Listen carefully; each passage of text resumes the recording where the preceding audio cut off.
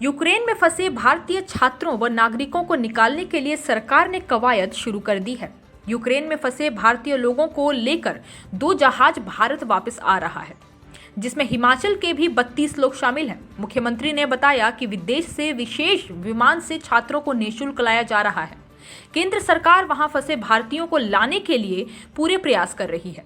हिमाचल प्रदेश के 130 से अधिक लोगों के वहां होने की सूचना है। जहां युद्ध की ग्रेविटी ज़्यादा है और कैपिटल में निश्चित रूप से ज़्यादा है वहाँ पर कीव में, तो इसलिए हम चिंतित हैं कि जो लोग वहाँ हैं उनको इवैक्यूएट करने में कठिनाई तो आ रही है, लेकिन फिर भी हमारी केंद्र सरकार बहुत जोर से प्रयत्न कर रही है कि भारत के जितने भी लोग वहाँ पर फंसे हैं उनको जल्दी से जल्दी वहाँ से इवैक्यूएट कर लिया जाए।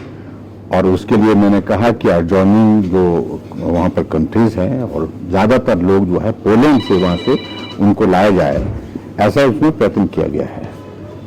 अभी तक जो जानकारी हमको मिली है 2 फ्लाइट्स, एक दिल्ली के लिए एक मुंबई के लिए, जिसमें दोनों में हिमाचल के लोग भी हैं। वो नंबर का जिक्र मैंने हाउस में किया है। तो वो लोग उसमें आने वाले हैं, तो कुछ तो उसमें राहत निश्चित रूप से मिलेगी, लेकिन उसके बावजूद रजिस्ट्रेशन में हमारा नंबर जो है अभी तक जो यूक्रेन में फंसे हुए वो 130 से ज़्यादा हो गया है।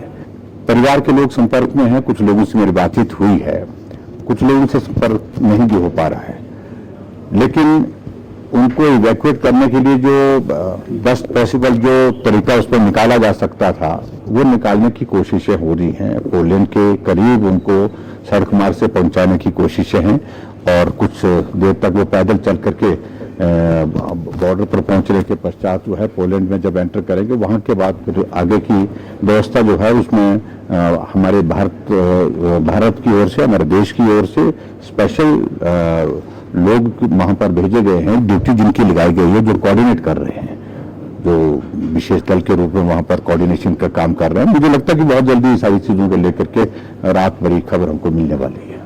वहीं प्रदेश में हो रही बारिश व बर्फबारी को लेकर सीएम ने कहा कि प्रदेश के ऊपरी हिस्सों में बारिश का क्रम जारी है।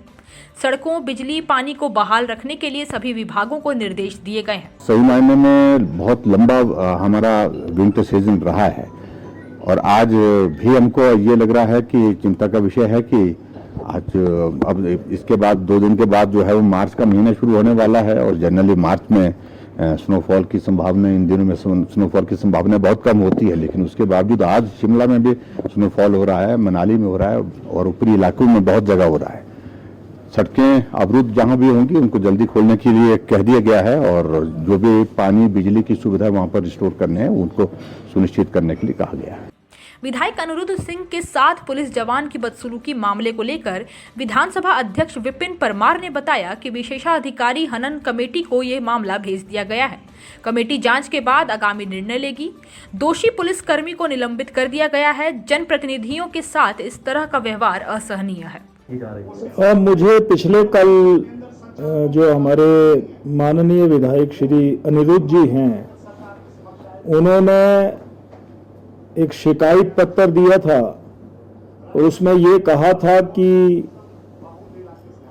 मैं जब चंडीगढ़ से शिमला और अपने घर की तरफ जा रहा था तो पुराने बस अड्डे के नज़दीक वहाँ पर जो पुलिस का एक कर्मचारी था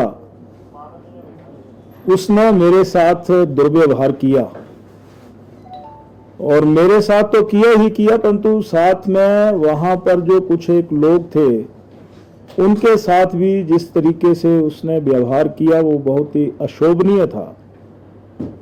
मैंने उसको कहा कि आप अपनी भाषा के ऊपर संयम रखें, परंतु उसके बावजूद भी वो उद्वेलित होकर के ये कह रहा था। जब अनिरुद्ध ने ये कहा कि मैं कुसुम्पटी विधानसभा का एमएलए हूं, तो उन्होंने ये कहा कि मैंने और हमने कई विधायक, कई मंत्री, मुख्यमंत्री देखे हैं, तो यही शिकायत उन्होंने कल मेरे पास दी थी। हाँ, मैं ये भी कह सकता हूं कि मेरे पास शिकायत देने से पहले वो पुलिस प्रशासन, पुलिस अधीक्षक जो शिमला है उनके पास भी वो मिल चुके हैं। डीजीपी साहब से भी उन्होंने संपर्क किया है। और जब उन्होंने वो शिकायत मेरे पास दी और ये कहा कि विधायक के अधिकारों का जो हनन है उसका उल्लंघन हुआ है, तो ये मामला विशेषाधिकार समिति के पास दिया जाए।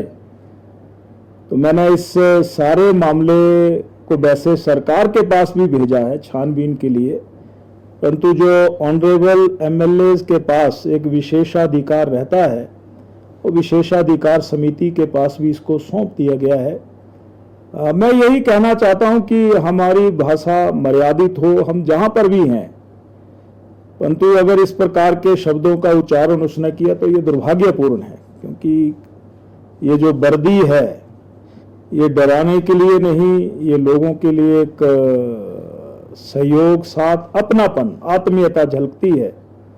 मैं ये भी कई बार जानता हूं कि जो व्यक्ति जहां पर काम करता है उसके मन में कई प्रकार के दबाव रहते हैं, परंतु उसके उपरांत भी अगर ऐसा उसने किया है तो हमने इस सारे मामले को विशेषाधिकार समिति के पास भेज दिया है। हिमाचल प्लस न्यूज के लिए शिमला से पुष्पेंद्र चौधरी की रिपोर्ट।